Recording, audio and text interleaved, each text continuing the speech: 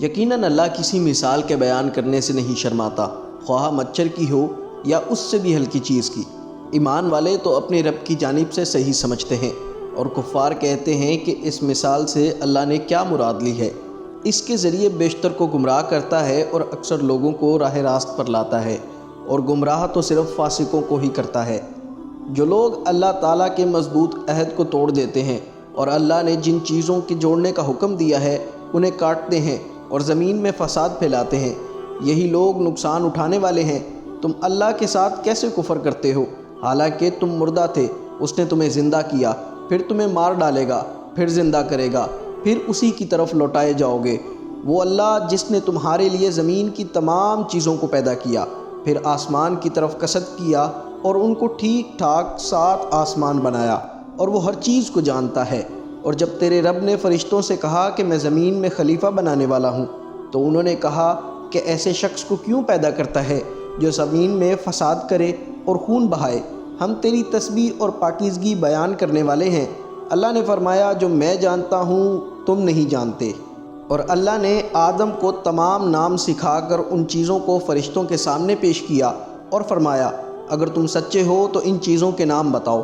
ان سب نے کہا کہ اے اللہ تیری ذات پاک ہے، ہمیں تو صرف اتنا ہی علم ہے جتنا تو نے ہمیں سکھا رکھا ہے، پورے علم و حکمت والا تو ہی ہے۔ اللہ نے آدم سے فرمایا تم ان کے نام بتا دو۔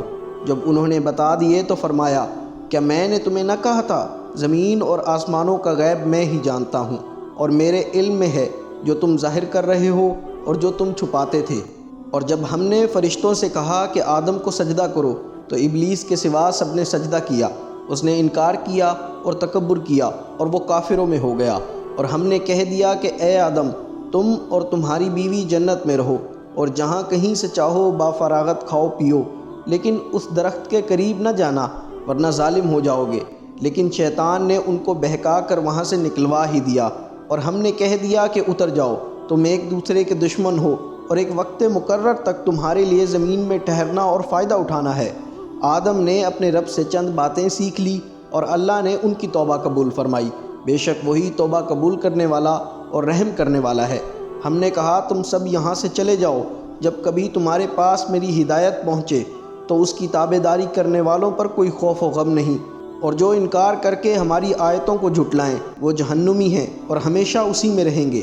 اے بنی اسرائیل میری اس نعمت کو یاد کرو جو میں نے تم پر انعام کی، اور میرے عہد کو پورا کرو، میں تمہارے عہد کو پورا کروں گا، اور مجھ ہی سے ڈرو، اور اس کتاب پر ایمان لاؤ جو میں نے تمہاری کتابوں کی تصدیق میں نازل فرمائی ہے، اور اس کے ساتھ تم ہی پہلے کافر نہ بنو، اور میری آیتوں کو تھوڑی تھوڑی قیمتوں پر نہ فروخت کرو، اور صرف مجھ سے ہی ڈرو، اور حق کو باطل کے ساتھ غلط ملت نہ کرو اور نہ حق کو چھپاؤ۔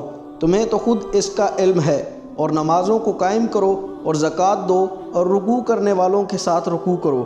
کیا لوگوں کو بھلائیوں کا حکم کرتے ہو اور خود اپنے آپ کو بھول جاتے ہو، باوجود کہ تم کتاب پڑھتے ہو؟ کیا اتنی بھی تم میں سمجھ نہیں؟ اور صبر اور نماز کے ساتھ مدد طلب کرو، یہ چیز شاک ہے مگر ڈر رکھنے والوں کے لیے جو جانتے ہیں کہ بے شک وہ اپنے رب سے ملاقات کرنے والے اور یقیناً اسی کی طرف لوٹ کر جانے والے ہیں۔ اے اولاد یعقوب میری اس نعمت کو یاد کرو جو میں نے تم پر انعام کی، اور میں نے تمہیں تمام جہانوں پر فضیلت دی۔